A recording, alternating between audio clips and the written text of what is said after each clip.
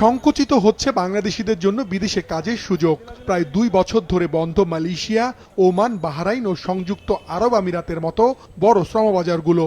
কয়েক বছর ধরে কর্মী যাচ্ছে মূলত একটি মাত্র দেশ, সৌদি আরবে। গেল বছর মোট কর্মসংস্থানের ৭০% হয়েছে দেশটিতে।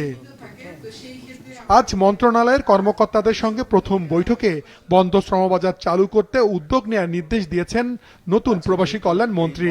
জানান, এই খাতে যারা অনিয়ম করছে তাদের বিরুদ্ধে জিরো টলারেন্স নীতি গ্রহণের কথা। তাদের বিরুদ্ধে আমাদের জিরো টলারেন্স, আমাদের জিরো টলারেন্স। আমরা এটা তো এখানে আমরা জনগণের ম্যান্ডেট নিয়ে আসছি, আমরা মানুষের প্রত্যাশা পূরণের জন্য আসছি।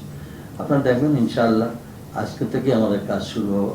কি কারণে আমাদের শ্রমবাজারটা বন্ধ আছে, আমাদের এটার একটা পরবর্তী পদক্ষেপ আপনারা কি নিয়েছেন, এটা ওপেন করার জন্য আপনাদের কি স্টেপ নিয়েছেন সেটা আমাদের জানা দরকার। বৈঠকে একই মন্ত্রণালয়ে নবনিযুক্ত প্রতিমন্ত্রী জানান, অভিবাসন খরচ কমানোর পাশাপাশি এ খাতে প্রতারণা বন্ধে কাজ করবেন তারা।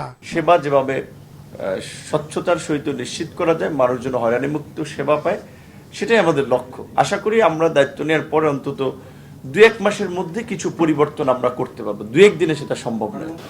এদিকে পররাষ্ট্র প্রতিমন্ত্রী জানিয়েছেন, বাংলাদেশিদের জন্য বিভিন্ন দেশের ভিসা পাওয়া সহজ করতে কাজ করছে মন্ত্রণালয়। ভিসার ব্যাপারে অবগত আছি, আমরা এটা নিয়ে কাজ করছি। এটা কিভাবে আরো সামনে এই সমস্যাগুলো সমাধান করা যায় সেটা নিয়ে আমরা কাজ করছি। আজ পররাষ্ট্র মন্ত্রণালয়ের বিভিন্ন উইংয়ের কর্মকর্তাদের সঙ্গে আনুষ্ঠানিকভাবে প্রথম বৈঠক করেন পররাষ্ট্র মন্ত্রী ও প্রতিমন্ত্রী।